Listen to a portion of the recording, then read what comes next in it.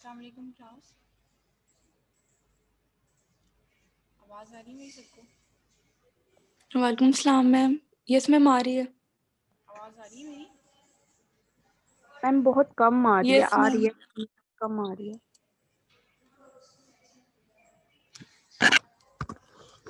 आप सब लोग ठीक हैं? हेलो स्टूडेंट्स, आप सबको यस मेरी मैम। आवाज़ आ रही है? मैम बहुत कम आ रही है।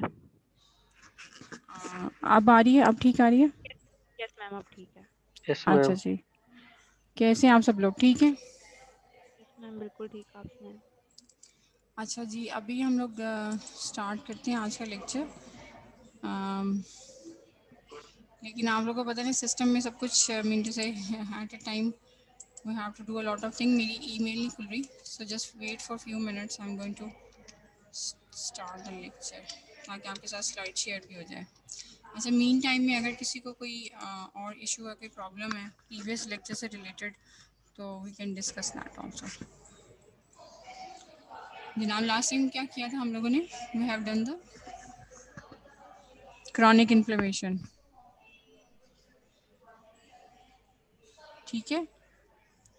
सो क्रॉनिक इन्फ्लेमेशन में किसी को कोई इशू तो नहीं है? कॉन्सेप्ट क्लियर हो गया था? आप सबको मेरी आवाज़ तो आ रही है ना? यस मैम आ रही है। अच्छा जी, चलो यही बता दो कि आप लोगों को कोई क्वेश्चन है या यस नहीं है, मैम सो आ दैट। रही है। हाँ, नो मैम। अच्छा जी, चलिए नेक्स्ट वीक में आप लोगों का क्विज जो है that is arrange for the next week और मोस्ट ओके मैम। लाइकली अच्छा, फर्स्ट 6 लेक्चर्स, इसमें आपने 4th लेक्चर नहीं किया हुआ, लेकिन फर्स्ट 6 लेक्चर्स होंगे आपके। और जो है this is excuse me going to ma'am. B. जी जी, मैम काइंडली आप जो जो लेक्चर्स हमें क्विज में ना आप हमें सेपरेटली सेंड कर देंगी। आपको सारे लेक्चर्स ग्रुप में शेयर किए हुए हैं ऑलरेडी, पावर पॉइंट जी प्रेजेंटेशन जी में मैम। भी सारी, जी ठीक जी है। मैम वो। जी जी। तो उनमें चलें उन्हीं के ठीक है। लेक्चर्स को मैं कह रही हूँ ऑलरेडी, जो आप लोगों ने आपको मिले हुए हैं और उनकी रिकॉर्डिंग्स भी आपके पास हैं ऑलरेडी, ठीक है। जी जी। उन्हीं में से ही आपका क्विज ओके मैम। होगा, ठीक है सलमान। Okay ma'am. जी जी मैम। मैम डे फाइनलाइज आपने कर दिया कि ट्यूसडे या फ्राइडे? मोस्ट लाइकली फ्राइडे है, ठीक है। तो I am going to announce, okay. Friday को होगा मैम आप लोगों ट्यूसडे को का। रख लें, फ्राइडे ओके को मैम। ऑलरेडी मैम क्विज है। नहीं जी, मैम। ऑलरेडी डेट डिसाइड हो चुका हुआ है। I am going to do this on Friday, ठीक है। Okay ma'am. मैम अच्छा जी, portal ma'am ma'am LMS. Lectures एक आप बार लोग बता दें। एलएमएस के ऊपर मैंने आप सब लोगों को एनरोल कर दिया हुआ है, and all of you check your LMS. और आप में से जी मैम। कोई अगर एलएमएस के ऊपर एनरोल्ड नहीं है तो काइंडली सेंड मी ईमेल, ठीक है, so that I am going to enroll that person. लेकिन I am going to enroll that person after confirming that you are from this batch, ठीक है। ओके ऐसा मैम। नहीं कि कोई और कोई भी मतलब मुझे मेल कर देगा कि I am from this batch, please enrol me. After that person being confirm from the A portal, then I am going to enrol, क्योंकि ऑलरेडी जो ए पोर्टल पे हैं उनको मैंने एनरोल कर दिया है। और उसके बाद अगर कोई कहता है नहीं है तो then I am going to confirm that person from the A portal, sir mike ma'am mute कर क्विज ठीक दो। है। एलएमएस पे ही होगा? जी, एलएमएस पे ही होगा आपका, जैसे पहले होता था ऑनलाइन, ठीक है। Okay ma'am. जी मैम। मैम ओनली एमसीक्यूज होंगे। एमसीक्यूज ही होंगे, जाहिर सी बात है, एलएमएस के ऊपर एमसीक्यूज ही होंगे आपके। अच्छा, ये जिसके सराउंडिंग में शोर है please mute your self. Salman, आपके सराउंडिंग में शोर है? No ma'am. अच्छा जी, चलें, give me few minutes, I am going to share the slide with you, okay. Just give me 1 to 2 minutes.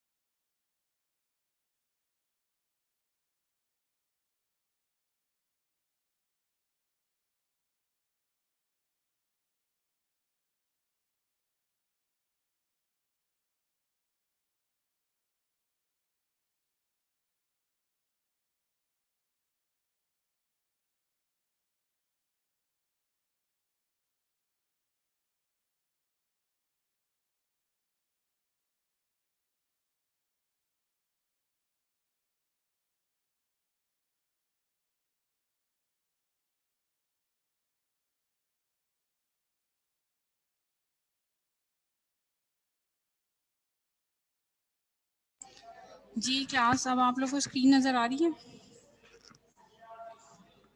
Yes ma'am. चलें, सॉरी फॉर लेट बिकॉज मेरा email नहीं खुल रहा था। सो यहाँ पे जो STD में रूम 606 है, we have to mean to say do all the things over here. अच्छा चलिए जी, आज का जो टॉपिक है हमारा that is regarding the wound healing. ठीक है, वुंड हीलिंग। अच्छा, वुंड होता क्या है? First of all we are going to discuss this thing कि what is a wound. Who is going to tell me wound क्या होता है? कोई आइडिया? अच्छा चलिए, वूंड जो होता है this is actually injury any part of your body जिसमें आपकी एपिथेलियम और उसकी अंडरलाइंग कनेक्टिव टिश्यू जो है इट हैज़ गॉट डिसरप्टेड। ठीक है, ऐसे ही होता है अगर किसी शार्प इंस्ट्रूमेंट से अगर आपकी स्किन के ऊपर कोई कट आ जाता है। ठीक है, it can be your hand, your leg, any part of the body which is going to have mechanical trauma, ठीक है, which has led to the disruption of superficial epithelium and the underlying connective tissue. This is called as a wound. ठीक है, so wound healing का जो process होता है this is going to involve both the epithelium regeneration and the formation of connective tissue scar. यानी ऊपर की जो एपिथेलियम है this is going to be regenerate, और उसके नीचे जो कनेक्टिव टिश्यू है जो कि इनिशियली उसकी अपनी टिश्यू थी स्किन की, now this is going to be replaced by the tissue scar. ठीक है, वहाँ पे स्कार टिश्यू बन जाएगा and this is actually the process of wound healing. ठीक है, सो आज के लेक्चर में हमने स्टडी करना है the process of wound healing. ठीक है, क्लियर हो गया सबको कि वुंड हीलिंग है क्या? Wound healing is a process in which you are going to study that how after the injury the wound is going to heal up। ठीक है, और healing के process में दोनों चीज़ें included हैं, the regeneration of superficial epithelium। ठीक है, क्योंकि आपको स्किन का स्ट्रक्चर पता है ना क्या होते हैं? Yes, ma'am. स्किन की एपिथेलियम कौन सी होती है? stratified squamous keratinized Stratified epithelium। squamous epithelium.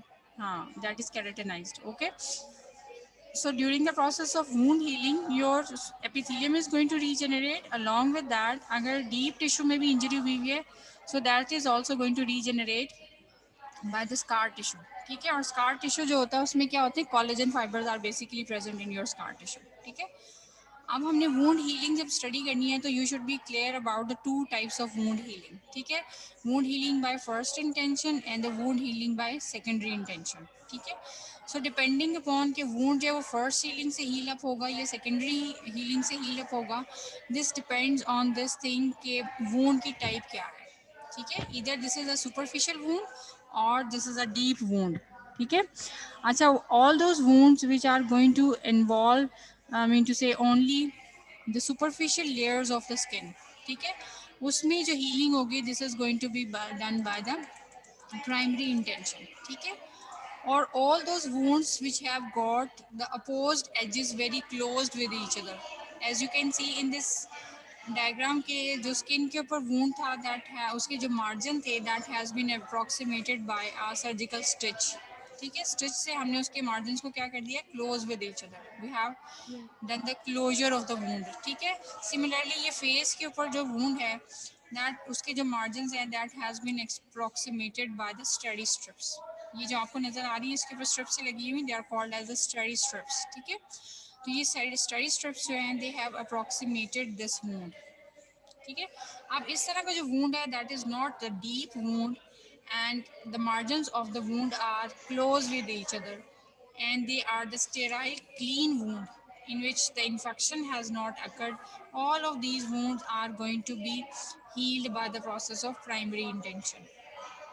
ठीक है, क्लियर हो गया सबको? Yes, ma'am. All of these wounds are going to be healed up by the primary intention, while those wounds in which the margins of the wounds are not opposed with each other, mean to say they are very far from each other। ठीक है, and there is going to be substantial tissue loss in that injury जिसकी वजह से बहुत ज़्यादा gap generate हो गया, और any infection in the wound or presence of any foreign body in the wound, all these sort of wounds are going to be healed up by the process of secondary intention। So you can see in this diagram कि crush injury की वजह से बहुत extensive wound generate हुआ है जिसमें excessive tissue loss हो गया। Can you see in this diagram?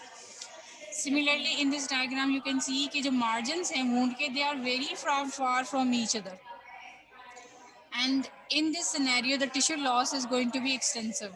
ठीक है, similarly burns के patients में भी क्या होता है कि जो wound होता है that is going to be mean to say extensive, ठीक है, और जो उसके margins होते हैं they are very far from each other, ठीक है.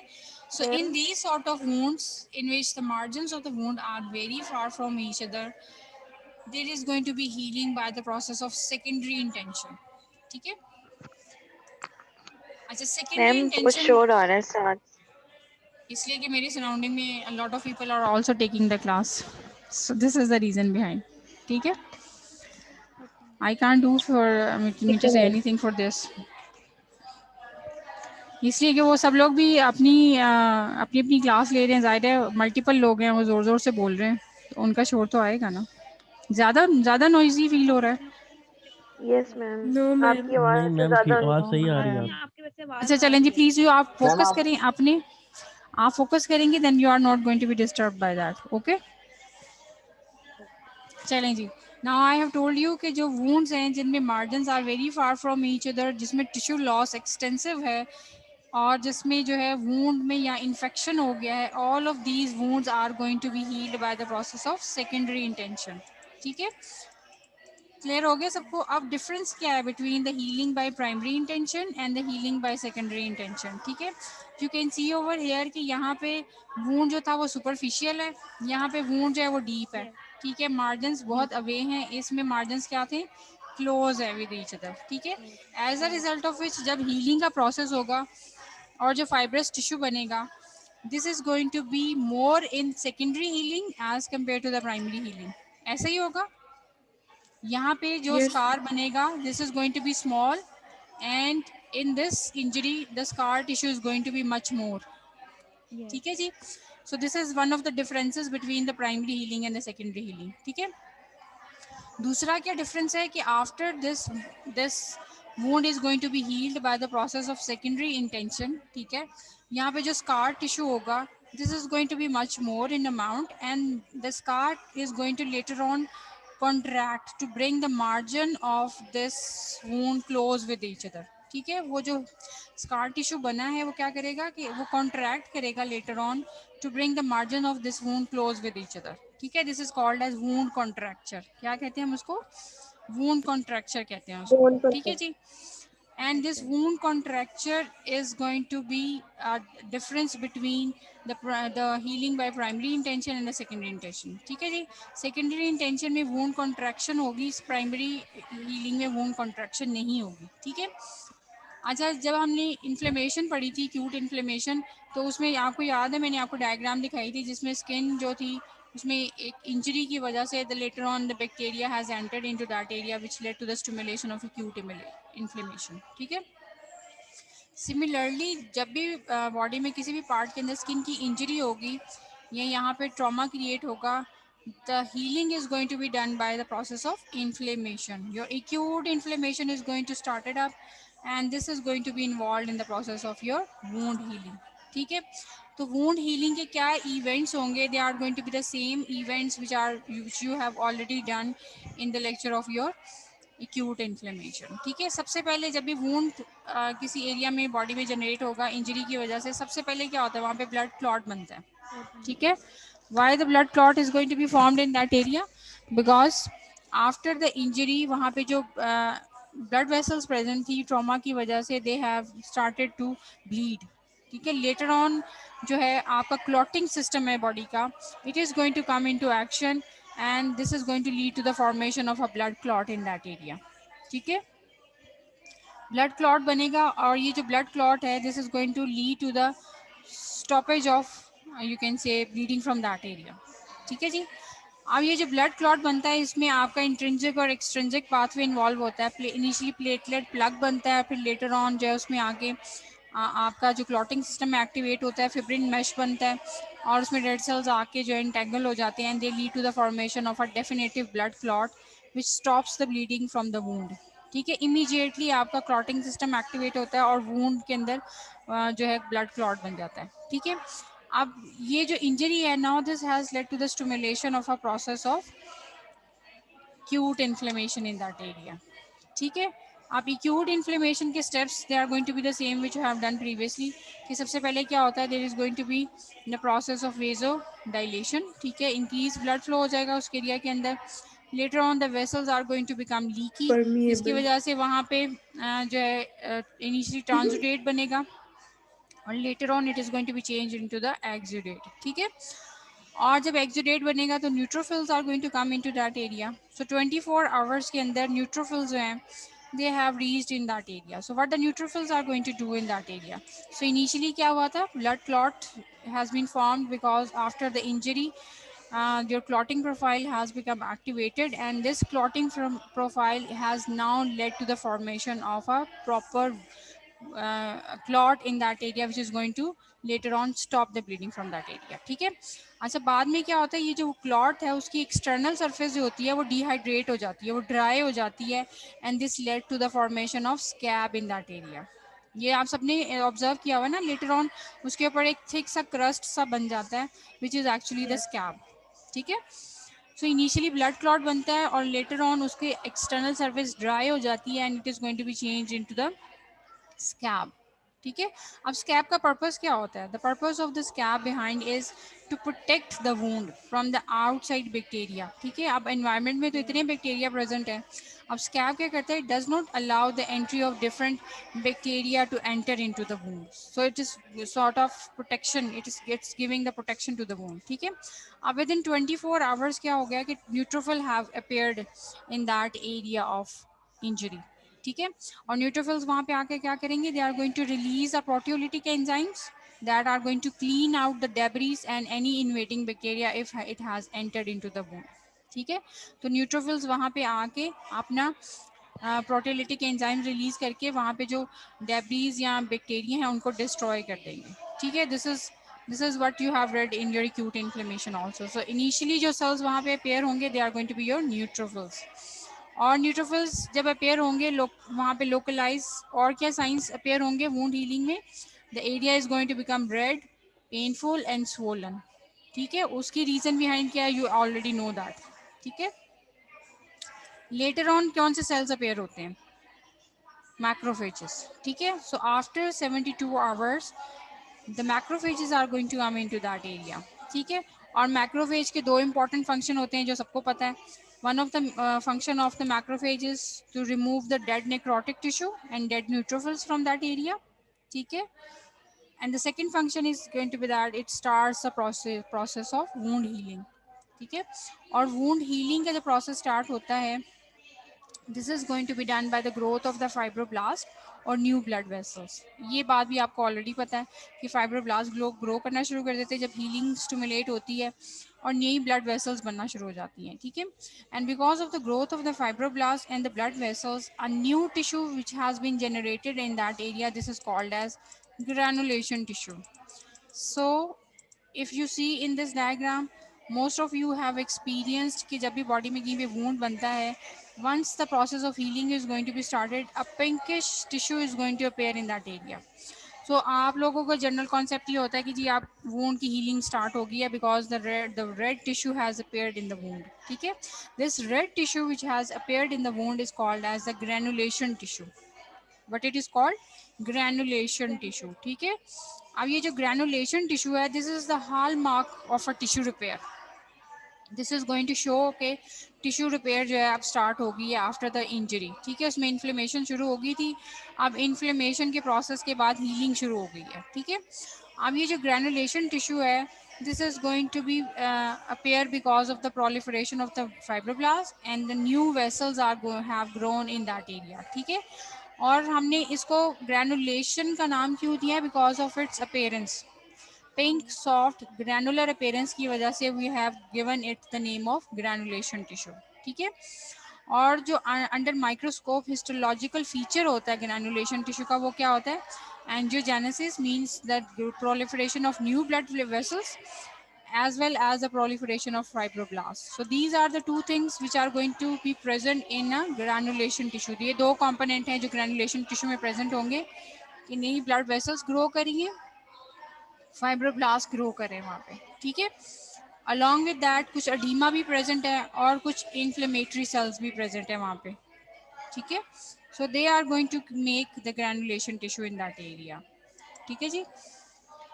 अच्छा जी, once this granulation tissue has appeared in that area, initially जो ग्रैनुलेशन टिश्यू में वेसल्स बनती हैं दे आर लीकी, ठीक है, जिसकी वजह से कुछ फ्लूइड जो होता है, ये प्लाज्मा प्रोटीन्स होती हैं, they are going to exude out into the extravascular space, ठीक है. और फाइनली ये जो ग्रैनुलेशन टिश्यू होती है, ये सारा का सारा जो वूंड का एरिया होता है उसको कवर अप कर लेती है. So by the 5 to 7 days, the granulation tissue is going to fill up all the area of that wound. ठीक है, और वहाँ पे नई ब्लड वेसल्स की ग्रोथ जो होती है, this is going to be maximum within 5 to 7 days. ठीक है, if you are going to, चलिए नेक्स्ट टाइम अगर कभी आपको वूंड एक्सपीरियंस हो तो यू फोकस ऑन दैट कि what are the events going on during that when the process of wound healing is going to be started. ठीक है, सो इसमें क्या होता है कि इनिशियली सबसे पहले वहाँ पे ब्लड क्लॉट बनता है, लेटर ऑन 24 आवर्स में उसकी एक्सटर्नल सरफेस जो होती है वो ड्राई होकर स्कैब में चेंज हो जाती है. And next is that there is going to be process of acute inflammation is going to be started up in that area. ठीक है, और जब acute inflammation start होती है तो 24 आवर्स में वहाँ पे न्यूट्रोफिल्स आते हैं जो कि आके वहाँ से इंजरी की वजह से जो डेब्रीनस मटेरियल प्रोड्यूस हुआ है या कोई माइक्रो ऑर्गेनिज्म अगर एंटर हो गए हैं वहाँ पे वूंड में, they are going to remove them. ठीक है, और उसके बाद क्या होता है, macrophages are going to come into action, they are going to enter into that area. And then what the macrophages are going to do, they have got two functions to do. They are going to remove the necrotic tissue, the dead tissue, and they are going to remove the dead neutrophils from that area. ठीक है, second उनका important काम ये है कि वो they are going to stimulate the process of healing. अब वहाँ पे वो जो गैप जनरेट हो गया था इंजरी की वजह से, उस गैप को भी तो फिलअप करना है ना. How that gap is going to be filled up by the formation of scar in that Fibroblasts. area. ठीक है, by the formation of scar in that area. तो जब स्कार बनना शुरू होता है तो इनिशियली वहाँ पे जो टिश्यू बनता है that is called as the granulation tissue. ठीक है, वो ग्रैनुलेशन टिश्यू जो उस एरिया के अंदर बनती है, this granulation tissue is going to be has got the appearance like this. It is a pinkish tissue which has got a lot of blood vessels. If you focus on this diagram तो you can see कि नई blood vessels small सी grow कर रही हैं इस area के अंदर, and this area is actually you can say rich in blood flow. ठीक है, अब ये जो नया granulation tissue बना है which is rich in the blood vessels and it has got the fibroblasts which are growing in them. ठीक है, और उसमें edematous fluid भी present है इस tissue के अंदर और साथ साथ कुछ inflammatory cells भी present है. ठीक है, अब ये ग्रैनुलेशन टिश्यू क्या करता है, ये ग्रो करके सारा एरिया जो है वूंड का उसको कवर कर देता है. And now this is a sign that the process of healing has started. ठीक है, अब फाइनली क्या होता जाएगा कि इसमें जो फाइब्रोब्लास्ट हैं वो ग्रो अप करते जाएंगे और वो कोलेजन फाइबर्स को ले डाउन करते जाएंगे, और ये जो वेसल्स हैं they are finally they are going to do mean to say disappear होना शुरू हो जाएंगे. ठीक है, और ये रेडनेस जो है this is going to start disappearing once the blood vessels are regressing. ठीक है, ब्लड वेसल रिग्रेस करना शुरू हो जाएंगी, कोलेजन फाइबर जो है वो फाइब्रोब्लास्ट की ग्रोथ से इंक्रीज होते जाएंगे, और जो फाइनली पिंक अपीयरेंस है इस ग्रैनुलेशन टिश्यू का, this is going to be blanched later on. ठीक है, so reduced number of leukocytes and edema is going to be reduced, regression of vessels, ठीक है, accumulation of more collagens in that area, and progressive blanching of the wound is going to occur. ठीक है जी, and this is going to occur during the second week of the wound healing. और finally क्या होगा, scarring का process शुरू हो जाएगा, scar formation start हो जाएगी जिसमें क्या होता है progressively accumulation of collagen fibres are going to develop there. ठीक है, सो फाइनली जो आपका सेलुलर कनेक्टिव टिश्यू है this is going to mean to say is going to be decreased. ठीक है, कोई इन्फ्लेमेटरी सेल्स नहीं रहेंगे वहाँ पे, और जो सुपरफिशियल एपिथेलियम थी now this is going to be regenerated on the surface. ठीक है, और progressive increase in the tensile strength of the wound. अच्छा, जो हम स्टेप्स कर रहे थे वूंड हीलिंग के, I am going to go back to that slide, this one. ठीक है, तो क्या इवेंट्स चल रहे थे कि इनिशियली इमीडिएटली वहाँ पे ब्लड क्लॉट बना था, लेटर ऑन 24 आवर्स में neutrophils have appeared in that area. Next is going to be that the epithelium from the edges starts to regenerate. ठीक है, एपिथेलियम रीजेनरेट करना शुरू हो जाती है within 24 to 48 hours, right. जो बेसमेंट मेम्ब्रेन प्रेजेंट है below the epithelium, it also starts regeneration within 24 to 48 hours. Scab formation बन जाती है within 24 hours because of the dehydration of external surface of that blood clot. ठीक है जी। Later on initially your neutrophils are going to enter within 24 hours to that area. ठीक है, और जब न्यूट्रोफिल्स एंटर हो गए हैं, they have led to the destruction of the debrinous material and the bacteria, and then finally after 72 hours the macrophages are going to come in that area and they start the process of healing in that area। ठीक है, और macrophages क्या करते हैं, they are going to lead to the growth of the fibroblast as well as new blood vessels growth। ठीक है, तो granulation tissue 5th day पे appear होना शुरू हो जाता है, और फिर कोलेजन फाइबर की डेपोजिशन स्टार्ट हो जाती है, which is going to start from the 5th day onward and it is going to take the 2 weeks. 2 weeks time में क्या होगा कि ग्रैनुलेशन टिश्यू जो है, this is going to be replaced by the fibrous tissue. ठीक है, which has led to the formation of a scar in that area. और finally जब स्कार बन जाता है तो this scar is going to gain the full strength within few months. ठीक है, और might be you can say कि 4 to 6 वीक्स टाइम पीरियड के अंदर this is going to attain the full strength in that area, और आपका wound जो होता है for the rest of life जो स्कार बन गया, this is going to stay and give strength to that area of injury. जी जनाब, क्लियर हो गया सबको कि what we have studied in the process of wound healing by ma'am primary intention. Ma'am clear ma'am हो गया सबको? Weeks progressive और डेज भी मैम याद करेंगे। Progressive accumulation of collagen fibres. हाँ जी, प्रोग्रेसिव ब्लैंचिंग के बारे में पूछना था। ब्लेंचिंग क्या होता है वे यार? इंग्लिश का वर्ड है blanching, which means that area is now okay ma'am. Becoming pale. ठीक है, इनिशियली वो रेड था because of the presence of granulation tissue, now this is appearing whitish or pale in color because of the regression of the blood vessels from that area, और वहाँ से edema भी remove हो गया है, so that's why the wound has blenched। ठीक ma'am है, ये नेक्सल स्ट्रक्चर जो है। एडिनेक्सल स्ट्रक्चर्स पे आप फोकस ना करें, लीव दिस। ठीक है जी। Okay ma'am. अच्छा, क्लियर हो गया सबको how the process of wound healing is going on in primary intention? Yes ma'am. Yes ma'am. Yes, This is ma'am. just yes this is ma'am. just the events are the same which were going on during the process of acute inflammation। ठीक है, so what's the difference between the healing by primary intention and secondary intention? ठीक है, अब जो secondary intention का wound है जिसमें margins जो हैं वो they are very away from each other और tissue loss बहुत ज़्यादा था, इसमें जो सेकेंडरी इंटेंशन से हीलिंग होनी है इसमें डिफरेंस क्या है? इसमें टिश्यू लॉस ज़्यादा था। ठीक है, सेकेंडरी जो वूंड था जिसमें सेकेंडरी इंटेंशन से हीलिंग होनी है, उसमें इन्फ्लेमेशन का प्रोसेस जो होगा this is going to be more intense than the primary healing. ठीक है, बहुत ज़्यादा सवेयर किस्म का इन्फ्लेमेशन प्रोसेस शुरू हो जाएगा, ज़्यादा ग्रैनुलेशन टिश्यू बनेगा। जब ज़्यादा ग्रैनुलेशन टिश्यू बनेगा तो जो कोलेजन टिश्यू या आपका फाइनली फाइब्रोसिस का प्रोसेस होगा this is also going to be maximum. ठीक है, which will lead to the formation of a substantial scar, यानी एक बिग स्कार बनेगा उस एरिया के अंदर। अब फाइनली जब स्कार बन जाता है तो डिफरेंस जो प्राइमरी और सेकेंडरी वूंड हीलिंग में ये है कि जो सेकेंडरी हीलिंग से वूंड हील होते हैं उनके अंदर जो स्कार बनता है this is now is going to have the wound contraction. ठीक है, यानी जो सेकेंडरी हीलिंग से वूंड हील होते हैं उसमें चूंकि स्पेस बहुत ज़्यादा होती है between the margins of the wound, finally the scar tissue is going to do what, the scar tissue is going to contract and try to bring the margins of this wound close with each other। ठीक है, तो wound contraction जो है this is the difference between the primary and the secondary healing, कि primary healing में wound contraction नहीं होती है while in the secondary healing the wound contraction is going to be there। ठीक है, और जो सेकेंडरी हीलिंग है उसमें जो ऊपर एपिथेलियम आएगी this is going to be thin. ठीक है, so these are the differences point between your primary and the secondary wound healing।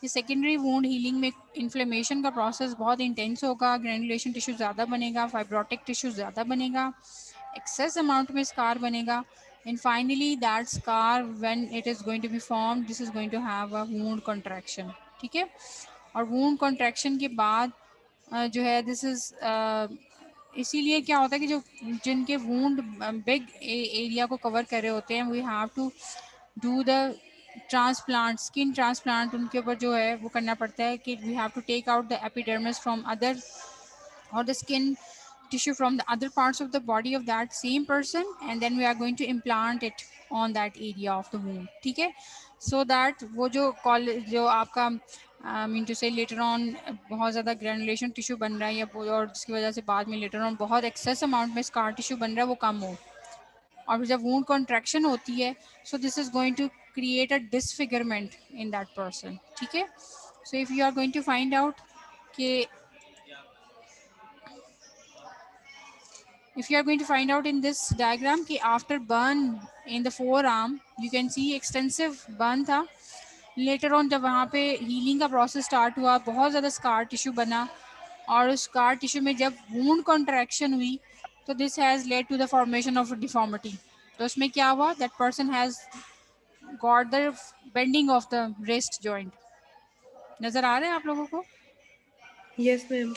So to avoid this complication, what we are going to do, we are going to have the skin transplant in that area.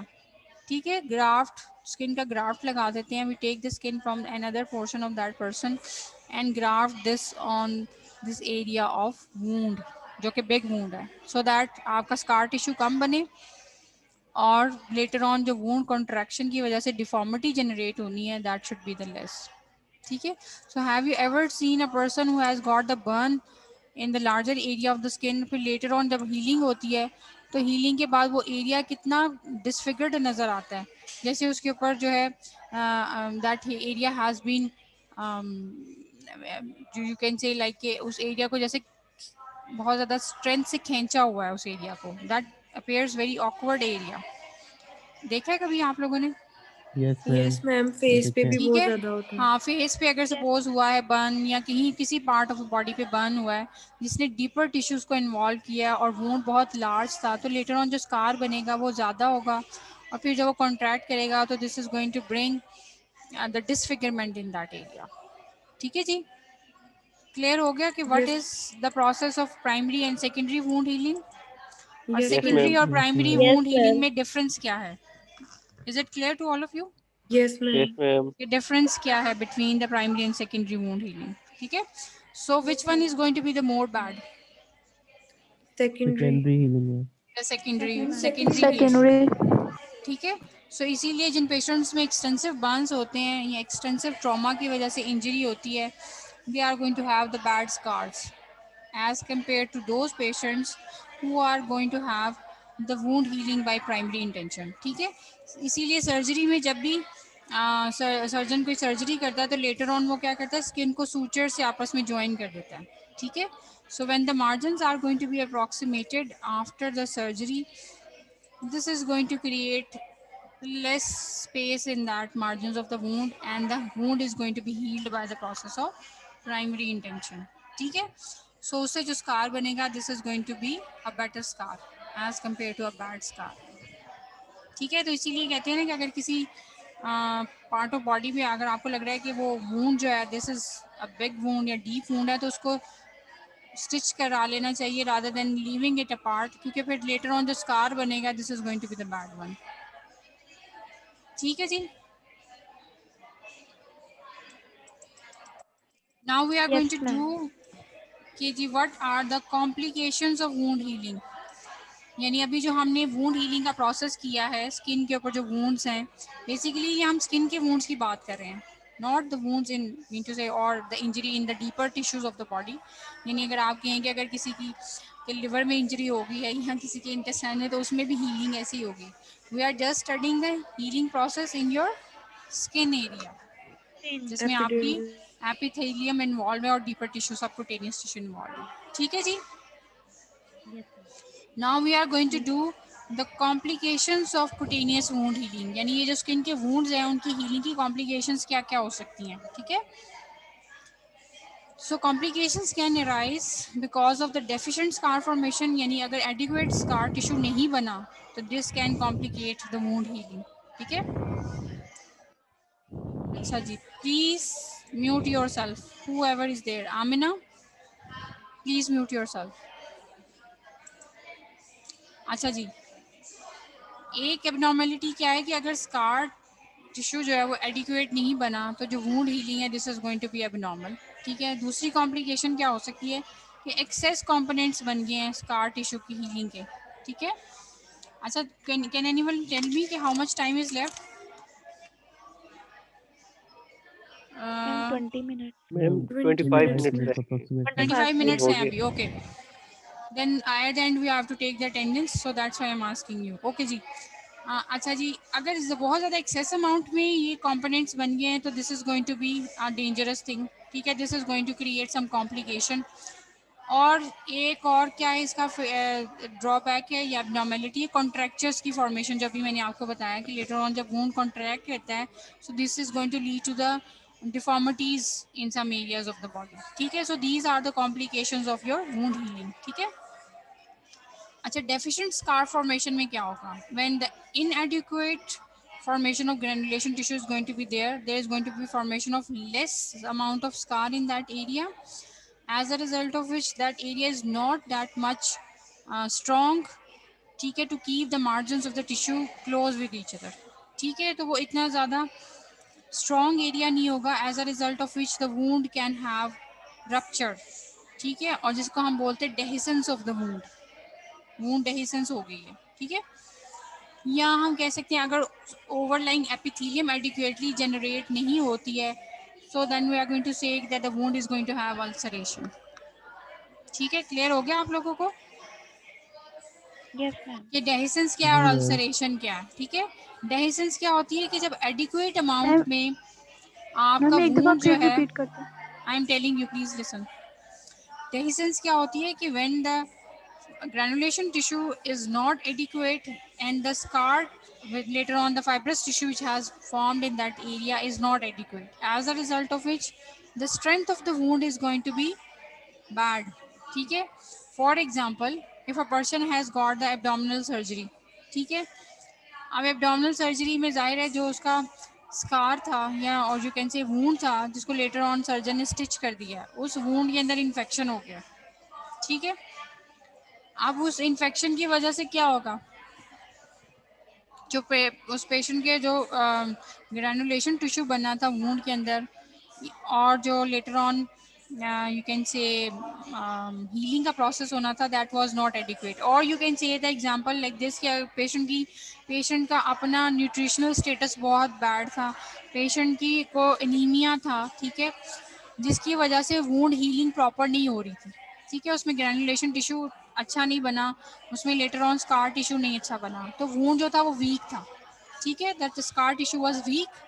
Letter on अगर patient को साथ में coughing start हो गई है या vomiting start हो गई है या कोई मैकेनिकल स्ट्रेस उस एरिया में, यानी अगर पेशेंट ने बहुत ज़्यादा मूवमेंट स्टार्ट कर दी है, so this mechanical trauma can lead to the dehiscence of the wound, यानी वूंड जो है वो ओपन हो जाएगा या रप्चर हो जाएगा, ठीक है। So this is because of the inadequate formation of that fibrous tissue in that area, ठीक है। तो this is one of the complication of less you can say incomplete formation of the granulation tissue and then the scar tissue in that area, ठीक है जी। Clear हो गया dehiscence क्या होती है? Yes, जी ma'am. मैम। Yes, ma'am. चलें जी। और ये जो डेहिसेंस होती है specially in case of abdominal wound, this is an emergency in which we have to immediately do the reclosure of that wound, otherwise the intestines are going to come out, ठीक है जी। अच्छा जी, wound can ulcerate, right? Ulceration का क्या मतलब होता है कि ये सुपरफिशियल एपिथेलियम थी that has not generated adequately. If you see in this diagram कि पेशेंट के फुट के ऊपर, डायबिटिक पेशेंट है, इसके फुट के ऊपर वूंड है। अच्छा, डीपर टिश्यूज जो हैं वो रीजनरेट कर रही हैं, ग्रो कर रही हैं, बट द सुपरफिशियल एपिथेलियम के जो मार्जिन्स हैं वो इतने रेगुलर मतलब इतनी स्पीड से ग्रो नहीं कर रहे हैं, जिसकी वजह से superficial epithelium is still deficient, ठीक है। सो जिसमें सुपरफिशियल एपिथेलियम डेफिशिएंट होगी, we are going to call it as a ulceration, ठीक है। और ये स्पेशली डायबिटिक पेशेंट्स में होती है जिसमें वूंड हीलिंग का प्रोसेस बहुत ज़्यादा पुअर होता है because of inadequate blood flow to that area because of the process of atherosclerosis, ठीक है। अच्छा जी, नेक्स्ट कॉम्प्लिकेशन क्या है वूंड हीलिंग की? Excessive formation of components of the scar, ठीक है। तो एक्सेसिव कंपोनेंट्स जब बनेंगे स्कार के, they can lead to the formation of hypertrophic scar, a keloid scar, ठीक है, या proud flesh exuberant granulation tissue in that area, या डेस्मोइड्स बन सकते हैं जिसमें एग्रेसिव फाइब्रोमेटोसिस का प्रोसेस होता है, बहुत ज़्यादा फाइब्रस टिश्यू बन जाता है। ठीक है, सो इसमें से हमने करना है हाइपरट्रॉफिक स्कार और कीलॉइड स्कार क्या होता है। हाइपरट्रॉफिक स्कार क्या होता है कि जब किसी भी स्कार टिश्यू के अंदर एक्सेस अमाउंट में कोलेजन फाइबर्स बन जाएं जो कि उस वूंड को अपने सराउंडिंग टिश्यू के मार्जिन से रेज कर दें, this is called as hypertrophic scar. So normally scar जब बनता है it should be like this, it should be at the same area और at the same mean to say उसकी height जो है that should be the same as that of the surrounding tissue.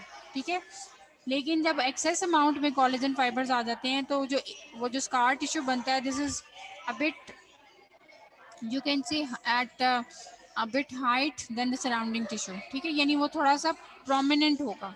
ठीक है, सो इस तरह का जो wound बनता है this is called as a hypertrophic scar। ठीक है जी, अब hypertrophic scar तब बनता है if a patient has got a thermal injury, ठीक है, या ट्रोमेटिक इंजरी जिसमें डीप लेयर्स डर्मिस की अगर इन्वॉल्व हो जाए, they are going to lead to the formation of a hypertrophic scar. या कुछ लोगों में वैसे ही टेंडेंसी होती है कि उनमें जब भी वूंड हीलिंग होती है this leads to the formation of a hypertrophic scar because of excess amount of the collagen fibres formed in that area. ठीक है, सेकेंड कॉम्प्लिकेशन क्या है, कीलॉइड। कीलॉइड क्या होता है, whenever the scar tissue is going to grow beyond the boundaries of the original wound। ठीक है, यानी कि वो अपनी नॉर्मल वूंड की बाउंड्री से बियॉन्ड ग्रो कर जाए और फिर रिग्रेस भी ना करे, this is called as a keloid. ठीक है, अच्छा ये सेकंड डायग्राम है हाइपरट्रॉफिक स्कार की जिसमें आपको नज़र आ रहा है कि जो वूंड है this is very much prominent, the scar tissue is very much prominent. ठीक है, वूंड नहीं, स्कार जो है that is quite prominent after it has been formed because of excess amount of collagen fibres. ठीक है, अच्छा next हम keloid की बात कर रहे थे, तो कीलॉइड क्या होता है जिसमें आपके सारे जो कंपोनेंट्स हैं टिश्यू रिपेयर के they have been formed in excess amount. ठीक है, as a result of which जो आपकी ऊपर वाली एपिथेलियम थी वो भी एक्सेस में ग्रो कर गई है and the fibrous tissue has been made in excess amount, as a result of which there is going to be formation of a mass in that area। ठीक है, and this is called as a keloid। ठीक है जी, this is called as a keloid। so these are the complication when excess amount of the components of the wound healing are going to be formed। ठीक है, और last पे क्या है complication, contractures. Contractures क्या होते हैं, they are going to be formed in that area whenever you are going to have excess formation of, mean to say they are going to extensive wound था और उसमें fibrous tissue बहुत ज़्यादा बना, later on wound की जब contraction हुई, so this is the complication of wound contraction, so this can lead to the formation of a deformity in the body। ठीक है, contractures बन सकते हैं, ये जो deformity appear होती है what we call it contracture। ठीक है, and this has appeared because of the wound contraction, कि अगर एक्सेस अमाउंट में स्कार टिश्यू बना है और लेटर ऑन उसने कॉन्ट्रैक्ट किया है तो it has led to the formation of contracture in that area. So body के अंदर कॉन्ट्रैक्चर प्रोन एरियाज कौन से हैं जिसमें ज़्यादा चांसेस होते हैं कॉन्ट्रैक्चर्स बनने के, पाम्स में, सोल्स में और इंटीरियर थोरैक्स में। ठीक है, और ये कॉन्ट्रैक्चर्स डिफॉर्मिटी तब क्रिएट करते हैं when specially they are formed around the joint just like this. ठीक है, अगर ये एल्बो जॉइंट या आपकी नी या किसी भी जॉइंट की सराउंडिंग में जो कि आपका मोबाइल जॉइंट है उसके अराउंड बनते हैं ये कॉन्ट्रैक्चर्स, तो they are going to lead to a deformity which is going to hinder the movements of the joints. ठीक है जी,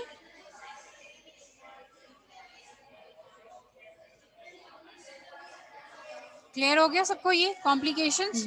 जी यस मैम। मैम। अच्छा जी, अभी मैं आप लोगों का ए पोर्टल ओपन करी हूँ, मीन टाइम में किसी को कोई क्वेश्चन है तो आई एम लिसनिंग दैट, किसी को कोई क्वेरी है तो प्लीज़ आस्क मी।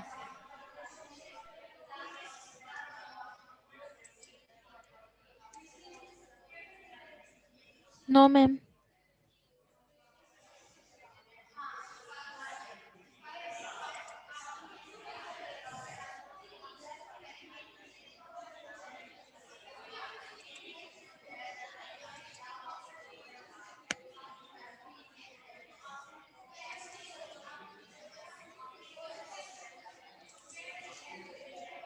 समझ आ गया सबको जनाब, बहुत clearly? Yes ma'am. Yes ma'am. Yes ma'am.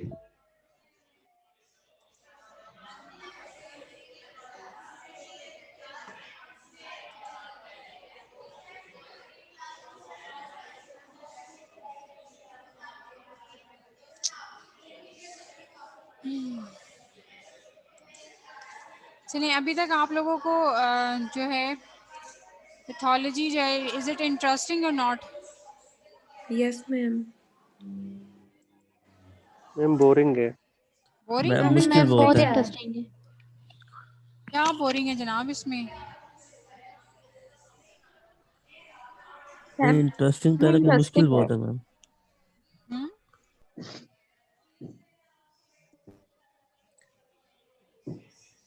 Ma'am अगर हम आपको ऑन कैंपस देखकर सुनते ना तब हमें ज्यादा याद। मैम ऐसे भी यार बहुत आई ज्यादा कांट याद डू हो रहा है एनीथिंग फ्लाइट। For this. यानी कहने का मतलब है कि अगर तो हमें classroom within next week में होप सो अवेलेबल हो जाता है तो this is going to be very good. Otherwise जो है इंशाल्लाह वो अवेलेबल हो जाएगा रूम, लेकिन कहने का मतलब ये है कि because of the peak of corona which is coming up again, for the ये देख safety for the safety purpose of your safety purpose, which is most important than anything. अब मैं तो यहाँ पे देखो यूनिवर्सिटी में ही क्लास ले रही हूँ, I am not taking the class from home.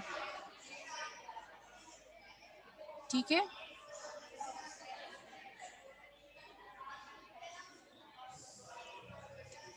So that's why this problem is going on.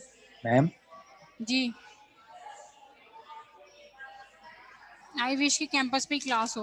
Ma'am lecture 4 नहीं था करवाया तो क्विज में वो तो नहीं होगा ना? नहीं, 4 इंक्लूडेड नहीं होगा, जाहिर है जब नहीं किया तो कैसे इंक्लूड होगा। लेक्चर 4 के अलावा पहले 6 है, मतलब पहले 5 लेक्चर तक होगा।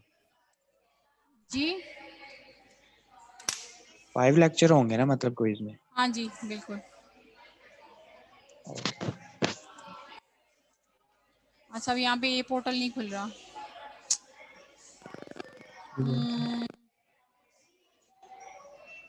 मैम लाइट जाने वाली है। अच्छा जी, जी मैम। कोई बात नहीं, आपके पार्टिसिपेंट्स में तो नाम है ना, I am going to take your attendance from that, don't worry about that. ठीक है, ओके मैम। Okay ma'am. ज़्यादा इम्पोर्टेंट बात जो है वो ये है कि आपको समझ आना चाहिए, which is more important than anything else. Ma'am patho बहुत ड्राई है। अच्छा, मैं तो मैम पूरी इसको चुप कोशिश कर रही करवाएं। हूँ कि आप लोगों को बहुत अच्छी समझ आए। नहीं हमें समझ मैम आती है, बस ड्राई है। हम भी ट्राई करते हैं समझने की मैम। मैम बहुत लेकिन अगर आप रिलेट लोग, करते हैं हम होती है। हाँ अगर आप लोग इसको इंटरेस्ट से पढ़ेंगे तो this is going to be interesting for you. ठीक है, मैम एक बार सिलेबस रिपीट करते हैं काइंडली। फर्स्ट 6 लेक्चर जिसमें आपका वो इंक्लूडेड नहीं है, फोर्थ वाला। ठीक है,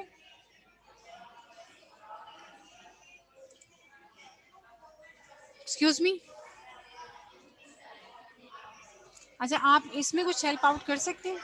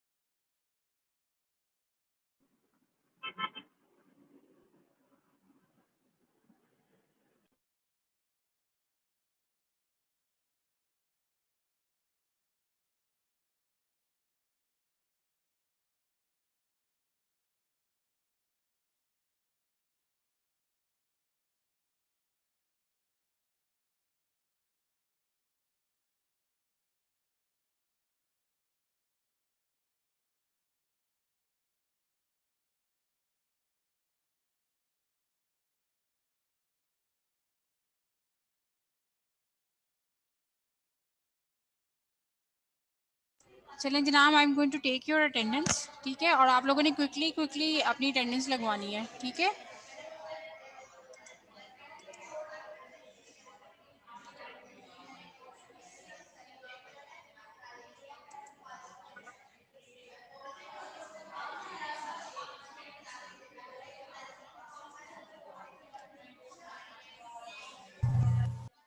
मेरी आवाज़ आ रही है ना सबको? यस जी मैम। मैम आ रही है। चलें जी, अब्दुल इरफान, प्रेजेंट मैम। ठीक है, आदिल, रियाज, प्रेजेंट मैम।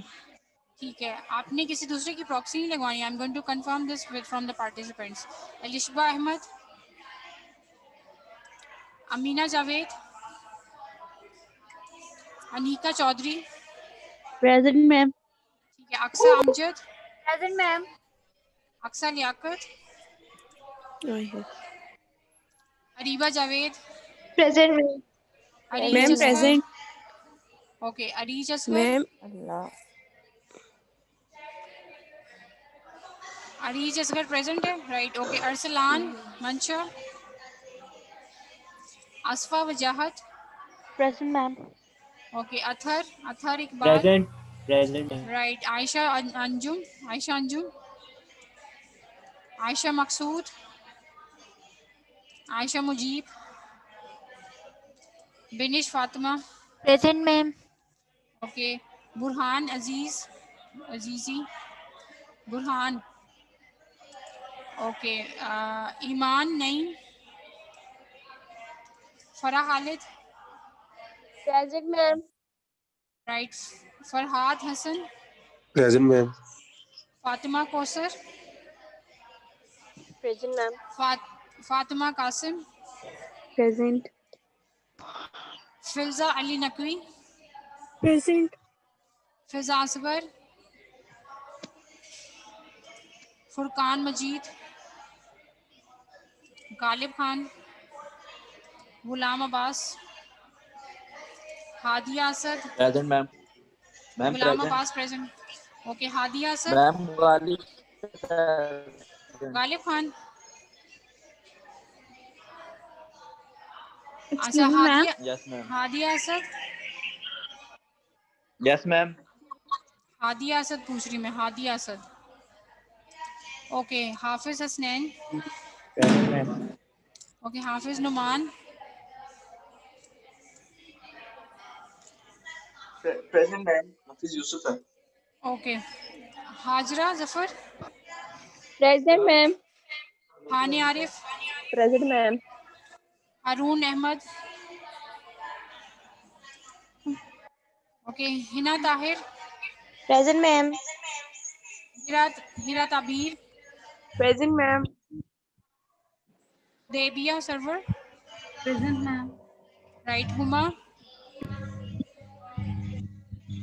इकरा Akbar, present ma'am. Iqra Nazir, Iqra Riaz, Isha present ma'am. Manzoor, Isma Tariq, Jahanzeb, excuse me Iqbal, ma'am. अच्छा। Later on, please talk on later. Kashaf Fatima, present ma'am. हिजरा Shakir, present ma'am. Okay. Khurram Shahzad, present ma'am. Laiba, present ma'am. Present. Laiba Tariq, present ma'am. Linta Yaqoob, Manoor Akram, Manoor Manzoor, present ma'am. Maheen Zafar, present ma'am. Manoor Rehman, present ma'am. Right. Manoor Tariq, present. Mahzeb Kamran, Maria Gilani, present ma'am. Manza Batool, present ma'am. Maryam Rashid, अच्छा please don't make noise. Maryam Rashid, present ma'am. Right. Mahak Saqib, present ma'am. Mahkisha Awan, Mia Ali Noor, Mia Ali Noor, Minal Fatima, Present, ma'am. Misbah Naureen, Present, ma'am. Right, Mohammad Amin Aslam, Mohammad Ahmed, Present, ma'am.